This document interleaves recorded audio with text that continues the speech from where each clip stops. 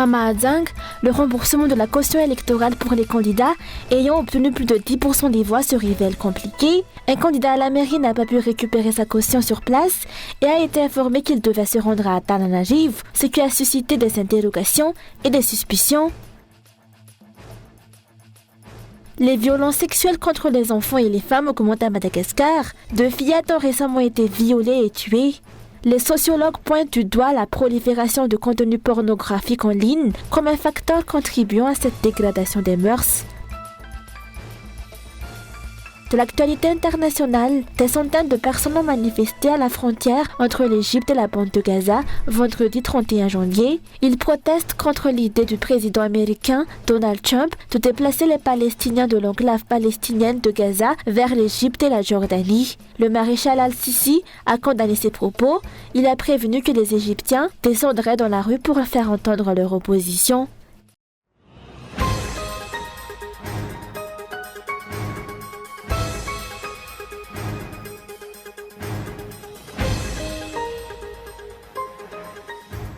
À Mahajanga, le remboursement de la caution électorale pour les candidats ayant obtenu plus de 10% des voix s'avère complexe, ce qui a suscité des inquiétudes parmi les concernés.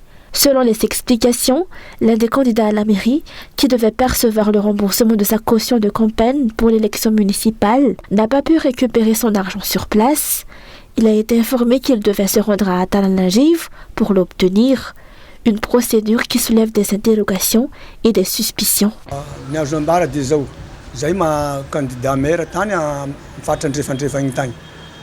Nous étions candidats dans la commune de Pekpai, située dans le district de Mitsinzu, et avons obtenu 10% des voix, ce qui nous donne droit à la restitution de la caution. Cependant, lorsque nous nous sommes présentés avec notre dossier, on nous a informé que nous devions nous rendre à Antananarivo pour récupérer l'argent. Cette situation suscite de vives inquiétudes, car le déplacement à Antananarivo engendre des frais de transport et d'hébergement, ce qui est difficile à assumer étant donné notre ressource limitée. Nous demandons donc aux autorités de nous restituer notre argent, une somme déjà modeste. Nous ne cherchons pas de conflit, nous demandons simplement. Ce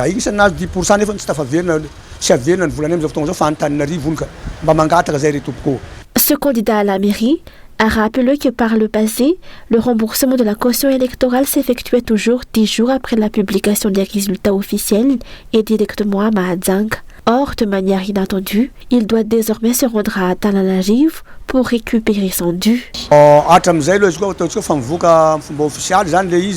Habituellement, 10 jours après la proclamation des résultats officiels, on obtient une attestation de la CENI que l'on présente au Trésor pour percevoir la caution. Cependant, cette fois-ci, il nous est demandé de passer par la CENI, le district et plusieurs autres démarches. Et nous avons complété notre dossier. Maintenant, on nous a dit que notre dossier sera envoyé à Antananarivo. De plus, lorsque nous laissons notre dossier ici, on ne nous remet aucun récépissé. Nous craignons qu'ils vont alors dire plus tard qu'ils ont perdu notre dossier. Nous demandons donc que les procédures soient simplifiées. Beaucoup de candidats qui étaient venus avec nous ont dû repartir face à cette situation. Nous étions une trentaine et moi aussi, je vais rentrer demain car je sais que je ne recevrai pas l'argent. Nous sommes des personnes modestes et nous ne pouvons pas nous battre contre l'État. C'est pourquoi nous sollicitons une intervention de l'État pour résoudre cette situation.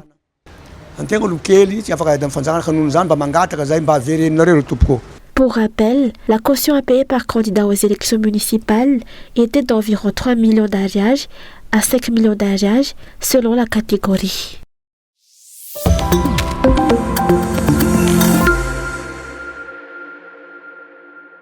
La majorité des uniformes des militaires français, notamment ceux destinés au défilé du 14 juillet, seront fabriqués à Madagascar, selon des révélations de la presse française. Cette décision du gouvernement suscite une vive polémique en France, tant dans le monde politique que parmi les industriels du secteur textile. En février 2023, un appel d'offres a été lancé pour la confection de ces uniformes et c'est la société Paul Boyer Technologies, basée au Nord-Garonne, qui a remporté le marché. Initialement, aucune controverse n'avait émergé jusqu'à ce qu'il soit révélé que l'entreprise possède une succursale à Madagascar et que la majorité des uniformes y seront fabriqués. Cette découverte a déclenché une vague de critiques, notamment de la part des élus et des entrepreneurs français. Bien que Paul Boyer Technologies soit une entreprise française, certains estiment que cette externalisation porte atteinte à la souveraineté nationale. Les uniformes militaires, symboles de notre souveraineté, ne sont plus 100% fabriqués en France, dénoncent plusieurs analystes économiques et politiques. La fermeture imminente de l'usine Marc et Balsan, située dans le Pas-de-Calais, et spécialisée dans la confection d'uniformes militaires depuis 1999, renforce les tensions. Nous avons toujours pris soin des uniformes des soldats français et aujourd'hui on nous contraint à fermer, regrette son directeur qui déplore que pour un prix plus bas, on accepte que ces vêtements ne soient plus entièrement français. Les réactions politiques ne se sont pas fait attendre. Quand allons-nous arrêter cette folie ? A réagi Marine Le Pen, chef du groupe Rassemblement National à l'Assemblée nationale. Le maire de Calais s'est également insurgé contre cette décision, estimant scandaleux que les uniformes des soldats français ne soient pas fabriqués en France. De son côté, un ancien ministre français a mis en garde contre les conséquences d'une telle politique industrielle. Si les marchés publics ne privilégient pas les entreprises françaises du textile, c'est toute une filière qui risque de disparaître.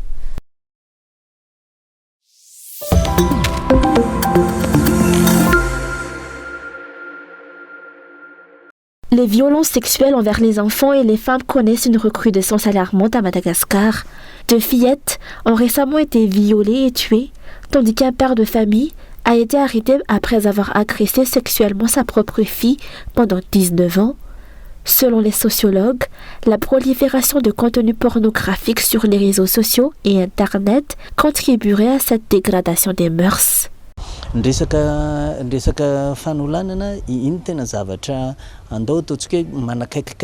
Le viol peut être en partie expliqué par une incapacité à contrôler ses pulsions sexuelles, qui peuvent avoir des causes multiples, notamment psychologiques et physiologiques. D'un point de vue psychologique, l'exposition répétée à des contenus pornographiques, de plus en plus accessibles via Internet, peut jouer un rôle déterminant. Si cette exposition survient dès l'adolescence, elle peut entraîner des modifications comportementales significatives, en stimulant excessivement le désir et en influençant la perception des rapports humains.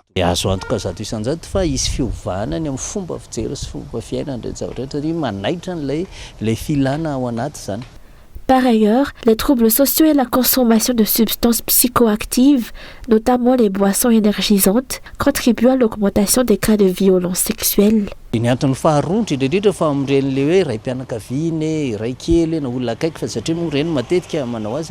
Dans les cas d'inceste et de viol commis par un proche, plusieurs facteurs entrent en jeu au-delà des pulsions inassouvies. Les troubles sociaux, notamment les difficultés financières au sein de la famille, peuvent engendrer un stress intense et contribuer à des déséquilibres psychologiques. De plus, la consommation de substances telles que les drogues et les boissons énergisantes peut avoir un impact sur le comportement. Être père de famille représente une pression importante, et certaines de ces substances altèrent le corps et perturbent les hormones, ce qui peut, dans certains cas, favoriser ces actes criminels.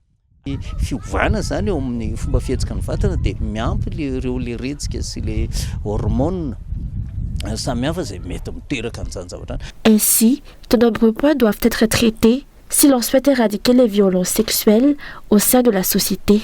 L'application de la sanction de castration est attendue, selon les explications.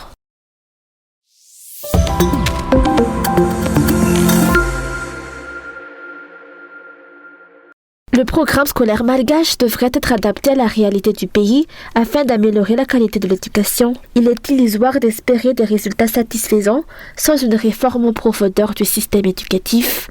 Le manque d'enseignants qualifiés et l'inadéquation des programmes par rapport aux besoins de la société sont des obstacles majeurs à surmonter.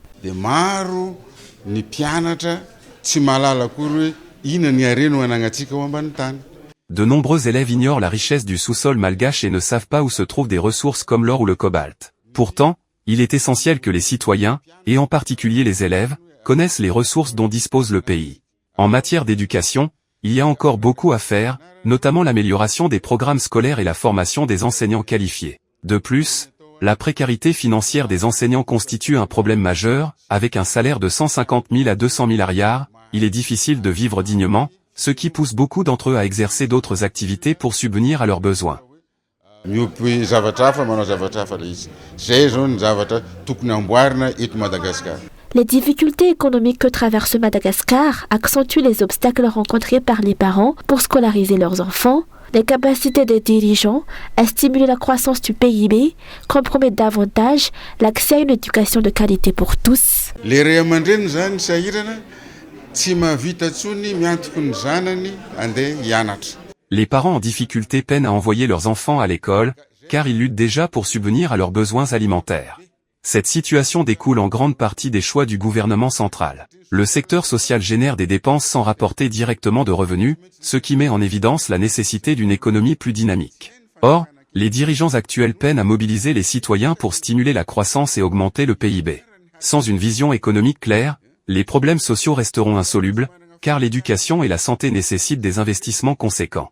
Pour redresser l'ensemble des secteurs du pays, les dirigeants doivent avant tout savoir générer des ressources et assurer une gestion efficace de l'économie. Fa mila mahay miary ny fanjakana ny mpitondra zay vao miarina daholo ny zavatra eto Madagasikara. Seuls les enseignants et les éducateurs peuvent véritablement appréhender les difficultés liées à l'enseignement et à l'éducation. Il est donc essentiel de consulter et de prendre en compte leurs avis avant de prendre toute décision politique concernant le système éducatif. La question est de savoir si les dirigeants et les ministères concernés sont prêts à s'engager dans cette démarche.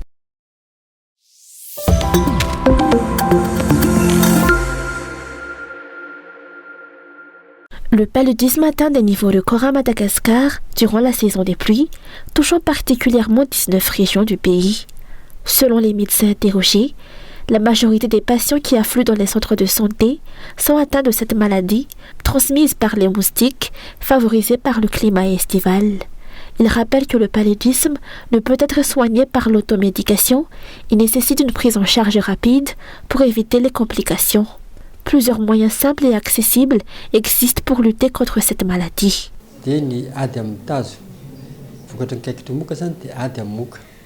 Lutter contre le paludisme, c'est avant tout combattre les moustiques.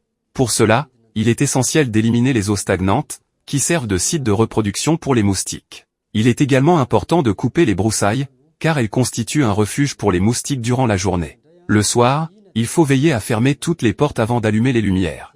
L'utilisation de moustiquaires est également cruciale pour prévenir les piqûres. En cas de fièvre, il est indispensable de consulter un médecin et de suivre rigoureusement le traitement prescrit, en respectant les doses et la durée. Il ne faut jamais interrompre le traitement dès que l'on se sent mieux, car cela peut entraîner une résistance du parasite aux médicaments, rendant la maladie plus difficile à traiter.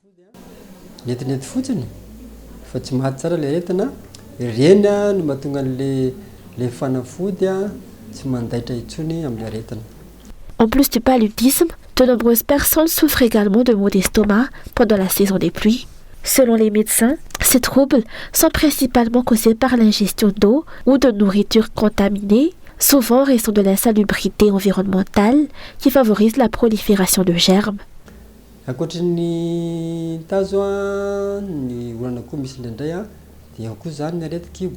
Pour prévenir les maux d'estomac, l'hygiène est essentielle. Il est impératif de se laver soigneusement les mains au savon avant de préparer les repas, avant de manger et après être allé aux toilettes. Les aliments doivent être bien cuits, et ceux consommés crus doivent être soigneusement lavés avec de l'eau ayant bouilli. L'eau potable doit toujours avoir été préalablement bouillie. Il est important d'avertir les enfants sur les dangers de consommer des fruits non lavés, surtout ceux achetés dans la rue. En outre, il est crucial de ne jamais consommer d'aliments périmés. En cas de maux d'estomac accompagnés de diarrhée, qu'il s'agisse d'enfants, d'adultes ou de personnes âgées, il est essentiel de boire suffisamment d'eau pour compenser les pertes en attendant de consulter un centre de santé.